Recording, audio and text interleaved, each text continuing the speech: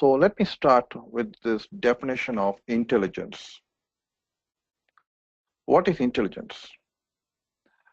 Intelligence is an ability to reason and to profit by experience. And this is what the Webster's definition of intelligence.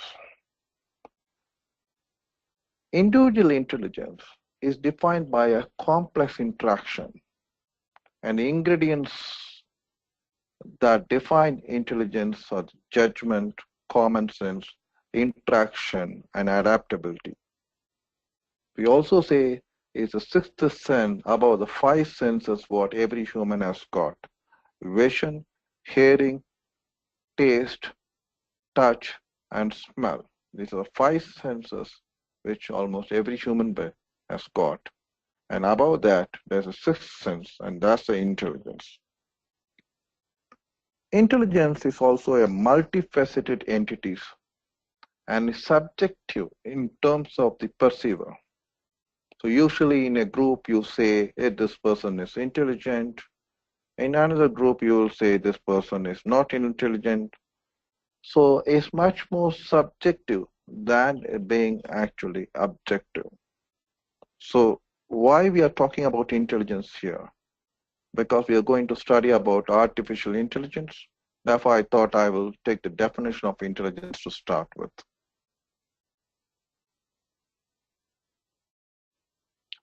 Now, let's actually, before we go into our course, our main course is machine learning. Let's actually go into the artificial intelligence. What is artificial intelligence?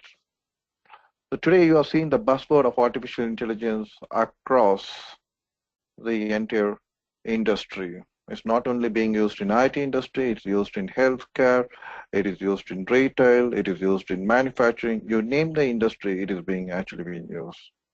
So let's look at what is artificial intelligence.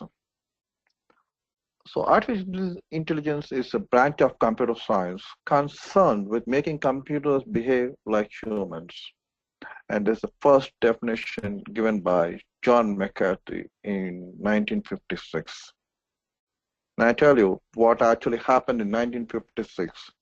The first conference in Dartmouth actually happened where many scientists came together to define what is artificial intelligence. So before the artificial intelligence in the current form that is you are able to see, the research over a period of time has improved to deliver expert systems, logistics, data mining, and medical diagnosis before the true artificial intelligence emerged. The reason why this artificial intelligence actually emerged today, people are actually talking, the most important reason is, or rather one of the most important reason is the computational power has improved dramatically due to the Moore's law. So the Moore's law is a very famous law that has been defined in the late 1960s, where the power of the system actually improves year on year. So you are able to see today multi-core system, multi-core CPUs, multi-core what you call GPUs, graphical processing units, which are much powerful.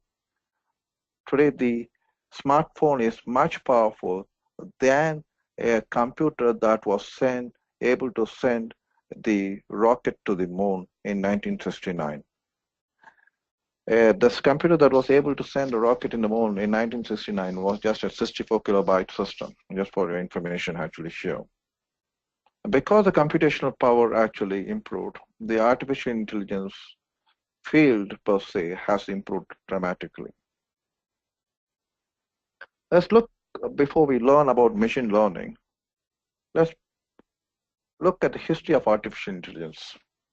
Why I'm talking about artificial intelligence when I'm talking about machine learning?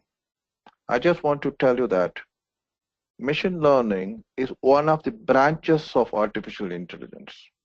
Therefore, we thought of defining what is intelligence, then what is artificial intelligence, then we'll go to the machine learning. That's the structure which we want to take the presentation through. So when you look at the history, The first history actually started in the year 1956 in the Dartmouth Conference, where two scientists, Marvin Minsky and John McCarthy, every aspect of learning or any other feature of intelligence can so precisely be described that a machine can be made to simulate it. So they define what is called an utopian definition, saying that intelligence can be so precisely described that a machine can be made to simulate it. So you actually have a human, you define an intelligence, therefore a machine is able to simulate it. That is what they defined it as, actually artificial intelligence. In 1958, Simon and Alan Neville said that within 10 years, a digital computer will be the world's best chess champion that will be able to beat a human. Did that happen? The answer is no, it did not actually happen until 1997. So what people actually aspired, what the vision they actually had in around 1950s, we were able to see the first achievement of that only in the 1990s. That means about this. In 1965, H.S. Simon, again, they all have put the vision that a machine will be able to do whatever a man will be able to do, whatever a human will be able to do. This is exactly the definition it told. Again, nowhere near, even now today, that is actually been achieved. 1967, Mervyn Minsky said, within a generation, the problem of creating artificial intelligence will be substantially solved. Within a generation, when I say generation, it's actually say 10 years to 20 years. Was it solved in 1977 or 1987? The answer is no. But that's a vision, and that's what the people were aiming at. So what are the vision statements made by these gentlemen or scientists? People were able to realize it down the line. That gave them a target, that gave them an objective to achieve. In 1970, Mervyn Minsky predicted that from 3 to 8 years, the machine will have a general intelligence of an average human being. Honestly speaking, it is actually becoming true today. That too, after 2005, that has actually become true, but never actually became 3 to 8 years. That was not actually true from 1970. So now you've seen the history of AI, what people spoke about AI. Now I just wanted to also tell you that here, from this point onwards, AI went through what I call as AI winter. What is AI winter? You know, winter people don't come out. People actually stay in their homes. Therefore, in AI winter from 1970, and I will say until 1980, there was not much of a breakthrough in AI. Then breakthrough started after AI, which you'll be able to see down the line in my next slides.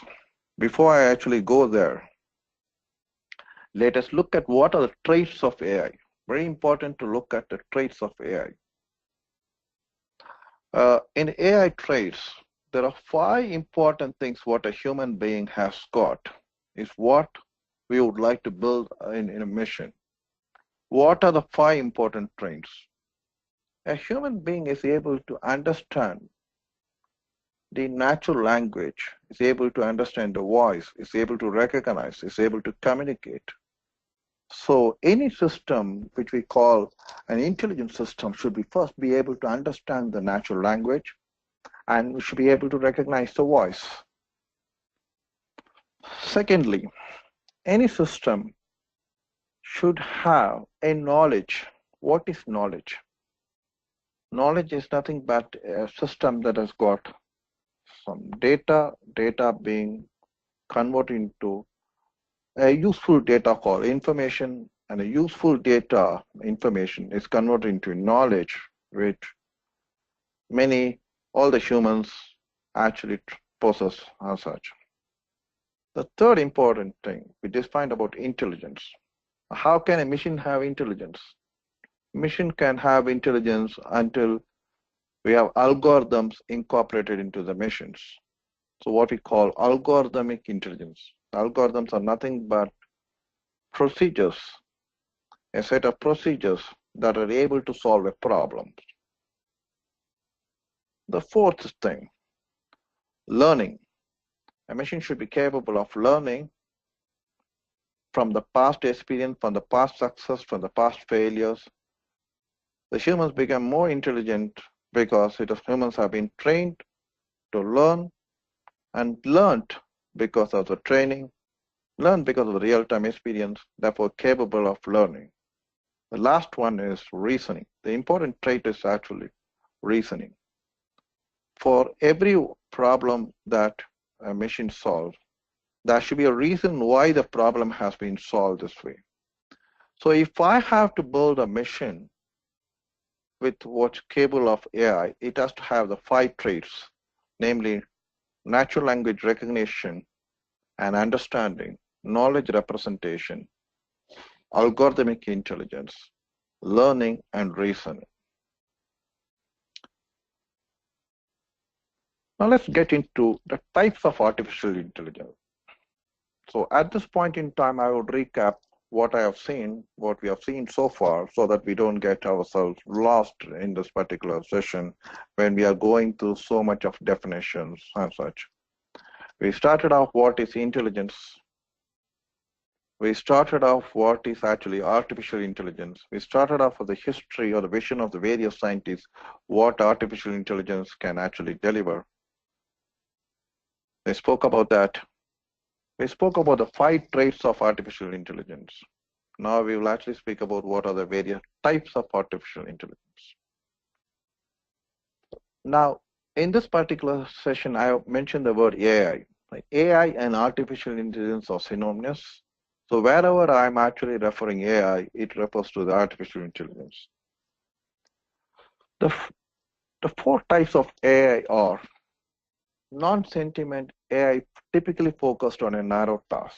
Suppose if you build a game, a computer game to play a chess, then it becomes a very narrow task, an intelligent computer that can play a particular chess game. It is just playing only the game. It is not able to do anything else other than the game. Let's think about this next AI, strong AI. Sentiment machine with consciousness and mind.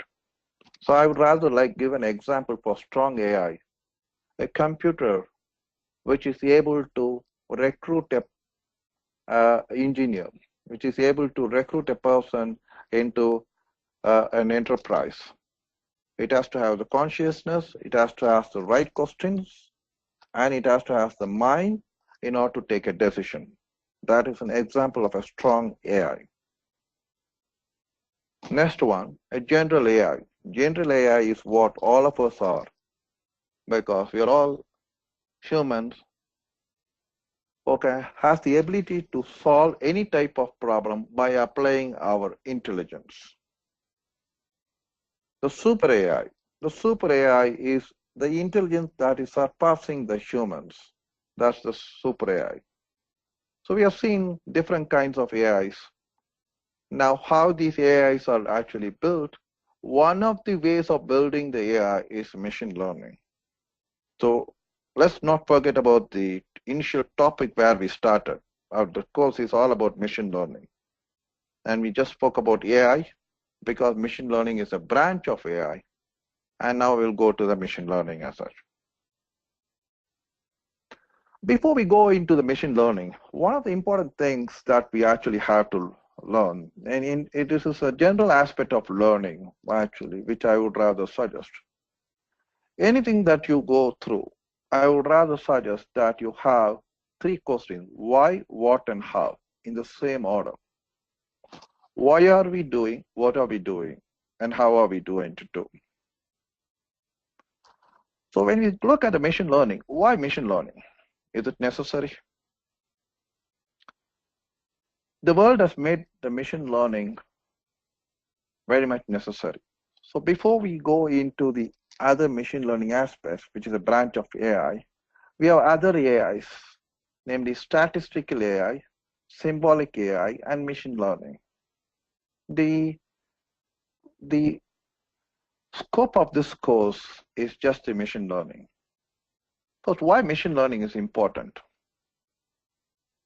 It is important to understand the world has become data rich. Why the world has become data rich? There are a few reasons. One of the reasons is the internet actually started in around 93, 94. People started using internet. When people started using internet, they started actually browsing. They started actually buying from the internet. And therefore, the world became much more flatter than what it was. Therefore, there was communication about people, there was more data about the people, and there was easy to access uh, with respect to information. Therefore, information became much more easily available. The content became available much more easily. For world from 1993-94, when the internet started exploding, has become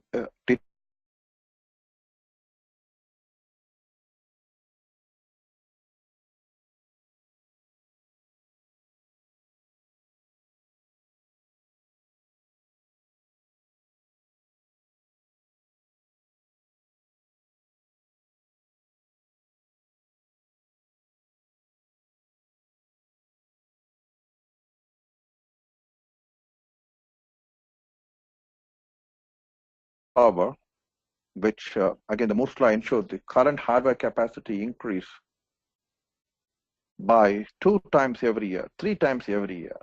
The processing power increased 3 times, 2 power 3 times every year. The second thing is storage. The price of the storage also is much lesser than what it used to be. You go to actually Google Drive, you get the drive free for about 15 GB. And if you want something like 100 GB, you just pay about $15. So the cost of the Google Drive is 100 GB, $15. And about 1 TB is actually much cheaper. This was not the case earlier. So when you want to see why machine learning, the idea of machine learning is to actually analyze the data and convert them into an information or knowledge that can be used by humans. And now the humans do not have the capability to do a huge amount of data analysis. As data analysis is pretty much limited by the capacity, by the capability of humans. Human doesn't have a huge amount of storage in the brain. So we look forward to the machine learning, actually see whether the 5 traits of AI, again, I go back to the 5 traits of AI, natural language understanding, you have the learning, you have reasoning, you have the knowledge, and you have the, what I call the algorithmic intelligence. If we apply all these things together, can we analyze all the data and get a useful knowledge? That's what we are actually going through with respect to the machine learning. That's the reason why machine learning is required. Now, when I say why machine learning, then you see what is machine learning. I go from why, then I go to position to say what is machine. So I'm going to introduce a term. Machine learns from training data. Now I introduced a new term called training data. Therefore, what is training data? Training data is nothing but knowledge, the way the humans learn from the past experience. We don't call it as we learn from the data. We actually say that we learned it from our experience. The machine learns from an experience. This experience is in the form of data. Because machine understands data, it does not understand experience. So experience is equivalent to a training data. Example of a training data is, say, today you actually came from your home to office, or you're going from home to office. Then what actually happens is the time taken or the distance is actually becomes a sort of a training data for the machine. The time taken is also a data. distance is also a data. The second important thing with respect to machine learning systems is system will learn and improve with experience. System will refine into a model for better outcomes. An outcome can be what is the use of this large amount of data? Why are we doing this machine learning? We are analyzing large amount of data for finding a pattern, for optimizing, for a recommendation, for predicting. Today the weather prediction uses machine learning. Today we recognize the cancer patterns using machine learning techniques. We find out what is a malignant tumor and a benignant tumor using the machine learning techniques. We optimize the use of the energy using the machine learning techniques. Now, if you go to Amazon, or if you go to YouTube, or if you go to actually Netflix, you'll be able to get a lot of recommendation. If you have done certain things, the machine has learned from your profile, and it comes back with saying that, hey, your interest is in this, and therefore I would rather like to do this recommendation. So what is machine learning? Machine learning is data from training data. Training data is because you have been viewing certain movies, or you have been actually reading certain books. That becomes a training data. Over a period of time, the machine learns from the experience and tries to model it to give what? To give a prediction, to give a pattern recognition, to optimize, and to actually recommend. Let's go to the definition of machine learning. Now we have seen why machine learning, we have seen what is machine learning. Now we go to the machine learning definition. The very fundamental definition started around something like computer's ability to learn without being explicitly programmed. You don't do specific programming in order to do this machine learning, and therefore its ability to learn without being programmed is called machine learning as per Arthur Simel in 1959. I want to just take your 1956 where the AI was actually born in 1959.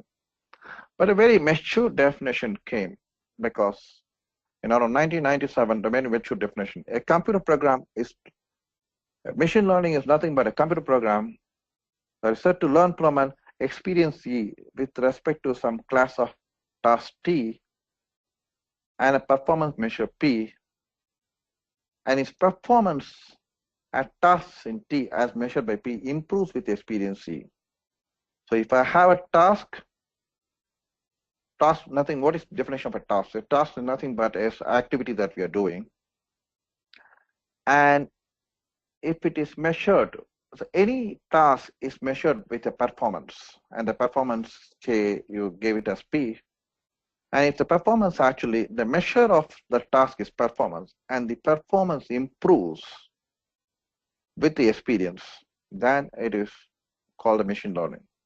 What is experience here is nothing but learning. The performance is nothing but a measure of a task. How will you measure a task outcome? And task is nothing but an activity. So let's actually, if the definition by usually is actually much more simple. So let's actually go back to the definition. What exactly is this particular definition? If I want to go from a place A to place B, then the task is going from place A to place B.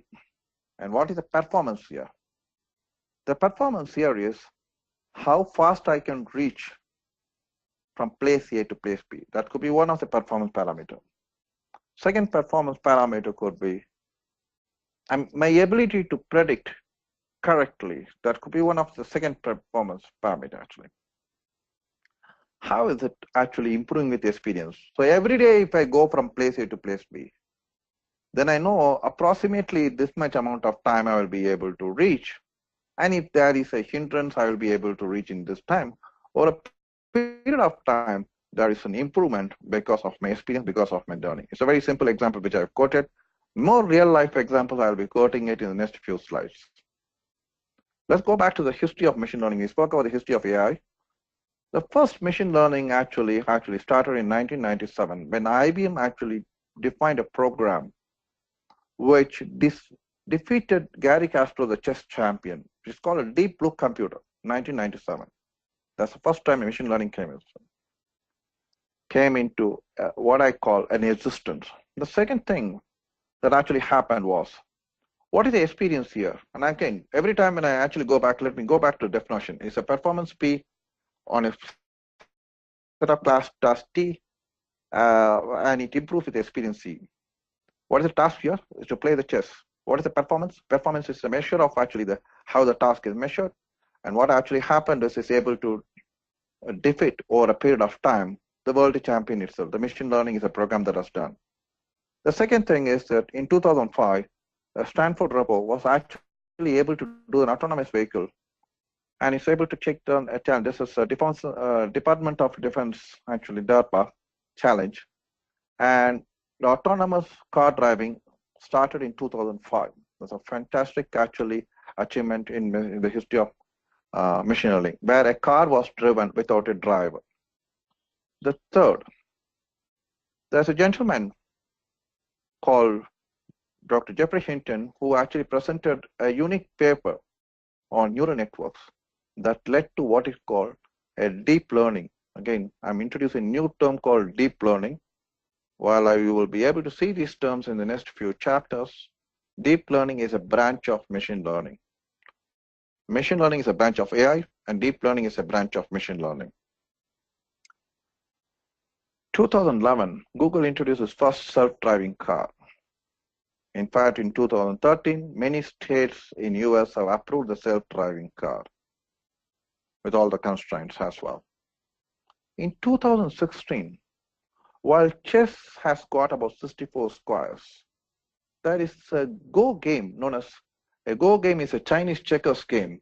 In 2016, there's a company called DeepMind in UK. It was later taken over by Google, defeated the deep Go champion in the world. Like 1997, the chess champion was defeated, world champion was defeated. And in 2016, you can see the entire Go champion has been defeated. So if you look at from 1997 to 2016, in a span of nearly 20 years, machine learning has made tremendous advances. It's able to learn, it's able to evolve experience, and it's able to defeat its world champions. Now, before we go into the machine learning, why machine learning we have seen, we'll actually see what are the problem types where you will apply machine learning. So what I've done is, for this particular introduction, I've defined 8 problem types. Real-time optimization. If I want, as an example, if I want to optimize the energy flow from a power plant based on energy pricing, weather, and other real-time data, I can optimize based on what I have learned. Again, optimization is a performance measure, and task is the actually delivering the energy to actually the homes or industries. And how will you optimize it? The measure of this optimization is the performance, and over our experience with the weather, with other real-time data. That's what real-time optimization is being used for machine learning. That's one of the problem types where the machine learning is used. Let me put it like this. Second is strategic optimization. That's one more problem type. You want to identify high-value customers based on the buying patterns and try and target those products much more specifically for those customers, which is a strategic thing which you think this customer will buy, and therefore that's a strategic pattern. The third is predictive analytics. You identify design problems in pre-production in the manufacturing to ramp up the maximum output. You identify it much before it goes into the production. Predictive maintenance. And today, Volvo is actually doing a predictive maintenance on their vehicles. When the vehicles have got what you call a signals being sent to a central server, where you will be able to recommend the status of the engine and recommend the proactive maintenance. That's one case where the machine is able to learn from the past data of this vehicle whether this vehicle is going to go down, therefore actually improve this availability before it goes down. Personalization. You go to Google, and if you've done certain profiles using your YouTube, or actually you are actually being given recommendations. You know, based on what you've done, what your interest is, you are able to see the personalization. And I would rather call, and this is a word from McKinsey, a radical personalization. Everything is changing radically into personalization. Next is discover new trends or anomalies. There are a lot of new things, new data is getting generated. Very specifically, now the people talk about a lot of cyber security attacks, cyber attacks. In this particular thing, how will you analyze a new pattern? We saw that machine learning is with respect to predictive analytics, pattern recognition. And because the world has become data rich, it's impossible for the human to find patterns of a large amount of data. So you require machines to find out the difference between the similar stuff. Difference between the similarities becomes a sort of a pattern. And that's what Discover New Trends we are actually using. Second thing is forecasting, predict future demands in a supply chain situation. Suppose you know that this demand is going to be like this, and therefore the potential constraints in the supply chain. So very good example is, suppose if one of the companies identified there is a tsunami in Japan and is able to actually see that the supply is going to get impacted, therefore it's able to forecast that and try and actually improve the entire, predict the forecast, and then actually try and improve where the supply chain could be changed to. Last is process unstructured data. If you're navigating roads, a lot of unstructured data is actually coming in, some form of traffic, some form of actually obstructions. How will you do this navigation, autonomous navigation? That's another type of machine learning. And all the machine learning, and just to go back to the learning is a set of task T done with a performance P, which improves over a period of time with the experience C. That's for the machine learning definition. Machine learning examples, which you're seeing the day-to-day example, which I will actually give you this particular example here. Good example is Google Maps. Time taken to travel along a route. The fastest route is being suggested based on the real-time traffic distance and the speed of the average speed of the vehicle, rather I will put that. What is the task T here? Predict the duration of a route and suggest the fastest route between the source and destination. That's the task T. What is the performance speed? Whether the predicted duration is close to the actual time taken. That is how the measure of the task is performance. What is the experience? Experience is learning. It collects the data from many users traveling the route or actually from the crowd and actually tries to do this particular, give you the prediction. And Google has to use day in, day out. Second thing is failure prediction. And I told you, Volvo predicts the next time a possible failure on engine based on your engine characteristics. What is the task T? Task T is to predict. What is the performance? Where the vehicle plays closest to the predicted time. That is what the performance. Okay, it will say that it's going to fail possibly in 2 weeks, and it's actually pretty close to actually that. The closer it's able to predict that the performance P improves. How the performance P can improve? Over a period of time, it handles a history of the vehicles and tries to improve the performance. That's another failure prediction. Very important, machine learning is actually using, well, I said the deep learning technique, which I will actually come back later. In Facebook, we have seen the faces are actually being identified. How? Because a face is a very difficult thing to identify because it has got about 120,000, roughly 120,000 parameters in a face to actually acknowledge. What is task T? To identify a person in an image. Performance, whether the person is identified correctly. The more the number of inputs about a face, the more accurately it's actually getting. A deep face technology is used today by the Facebook to identify a person. Why I'm giving this particular example is to actually relate this to the machine learning, what we have been trying to solve. So in this session, we learned about, what did we learn today? We learned about machine learning and AI definition. AI is artificial intelligence definition. We started off what is artificial intelligence, what is artificial intelligence, and what is the history of AI. We also learned about history of AI. We also learned about history of machine learning. We learned good examples of the problem types where machine learning can be used. We also learned about the example applications of machine learning, like for predictive analytics, pattern recognition. And I gave certain examples for this, actually, even for the face recognition as well. I hope this session has been useful. Thank you, guys. I'm done.